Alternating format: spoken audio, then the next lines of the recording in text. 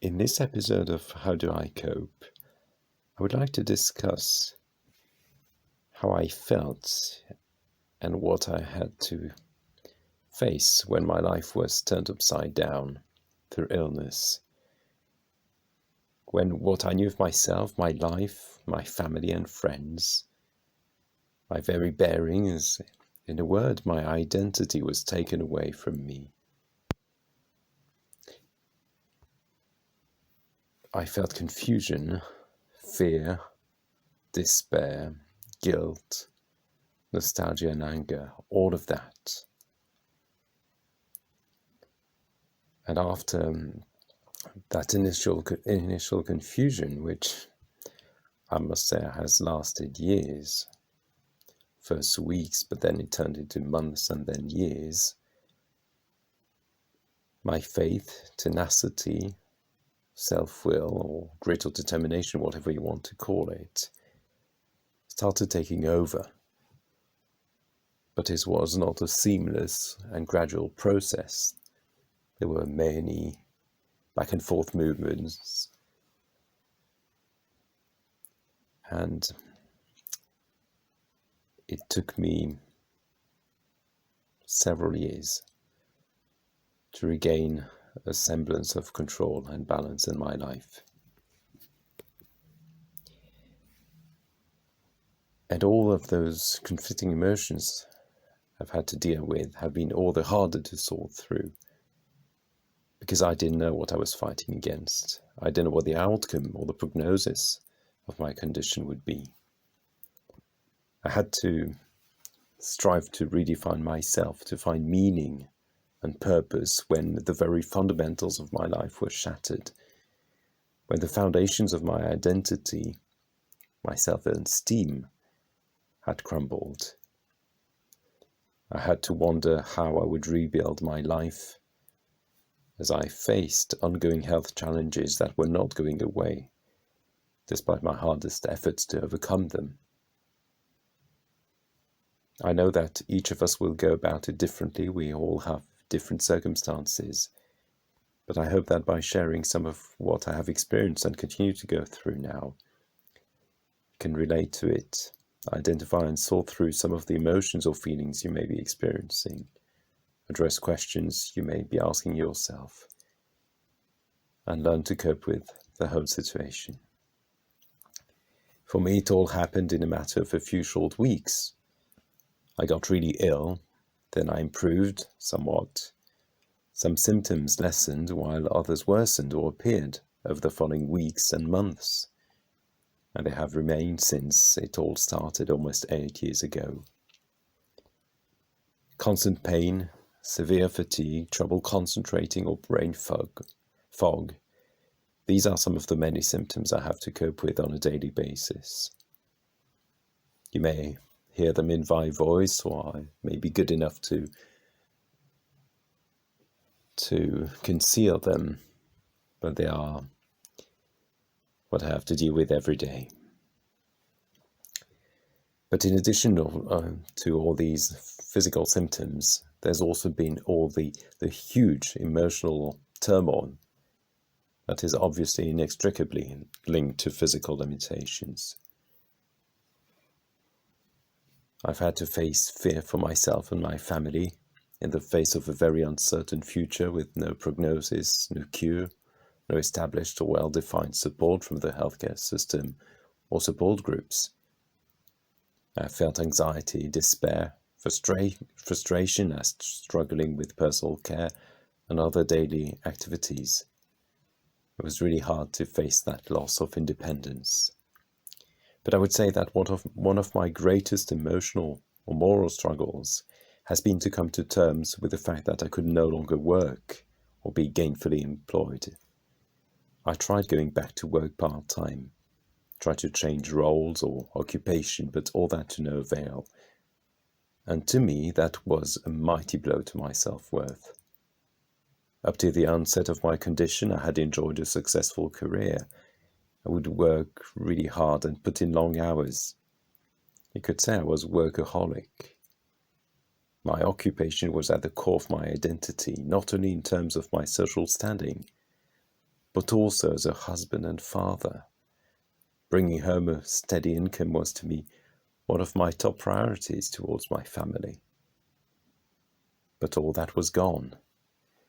Being deprived of that ability to work was tantamount to me to social demise or death. I felt I had lost all worth and purpose. I felt lost. It's true I was fortunate to survive, and I'm grateful, deeply grateful I did.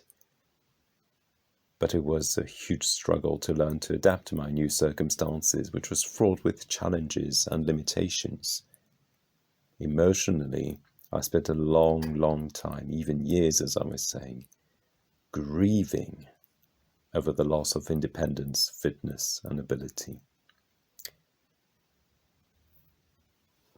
Thinking about all this, I think that being faced with a chronic illness or long-term disability, the numerous adjustments that as a patient and with your family you have to make are so long-lasting and so substantial and pervasive that, to me, the term mourning is an apt one to describe the arduous journey that you have to undertake when your life is so drastically altered.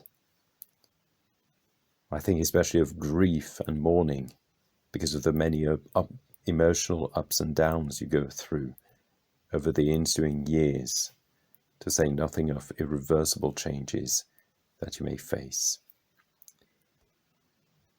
But after an initial period of sheer raw grief, at least that was the case for me several years down the road, that grief can, at least to some degree, give way to a phase of rebuilding, where, at least in my case, I was able to redefine my identity in light of my new circumstances. Little by little, I realized that what I used to perceive as limitations, as disabilities, as irreversible losses, that social death, as I was saying earlier on, all that can actually become a strength and give rise to new opportunities. In my case, my limitations have allowed me to connect with, to empathize with, and encourage others who are also suffering in various ways. I'm also now privileged to spend most of my time surrounded by my family, which of course was not a possibility when I was working full-time away from home.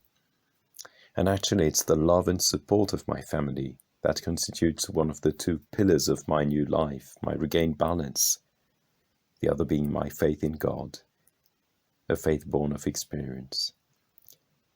I realize that I've only recently begun that rebuilding phase in earnest, as I strive to redefine my identity and purpose or usefulness, independently from my career or employment status and my physical limitations.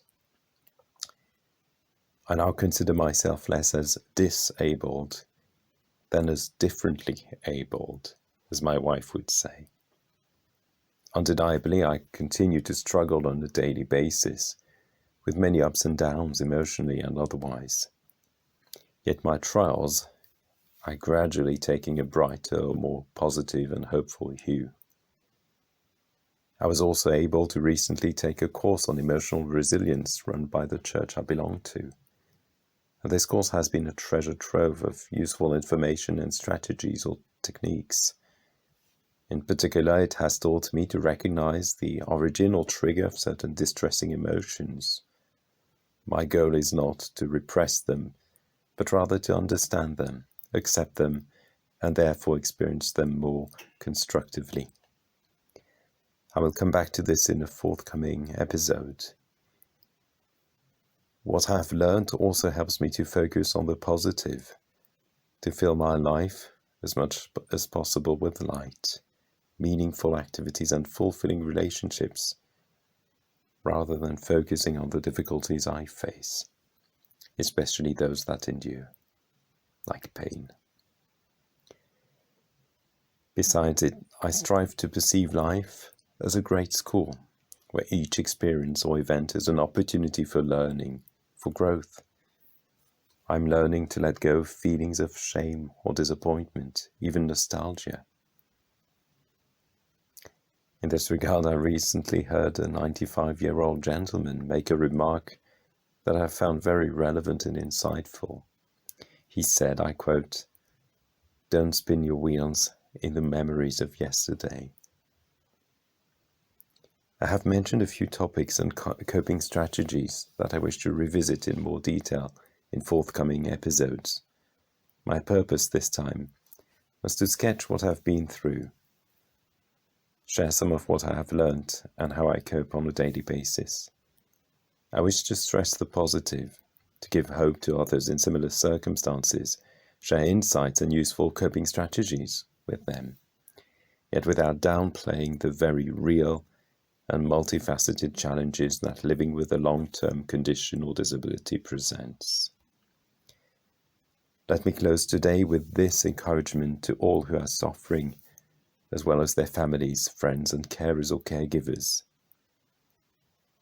And that's really a message I'd like to pass on today, because I'm in quite a lot of pain as I'm recording this episode. And my message is, keep going. Take life a very small step at a time. Hang on to small successes, moments or glimmers of hope, joy and peace, brought about by, for instance, a tender smile or sincere words of encouragement from a loved one. The reprieve may feel disappointingly brief.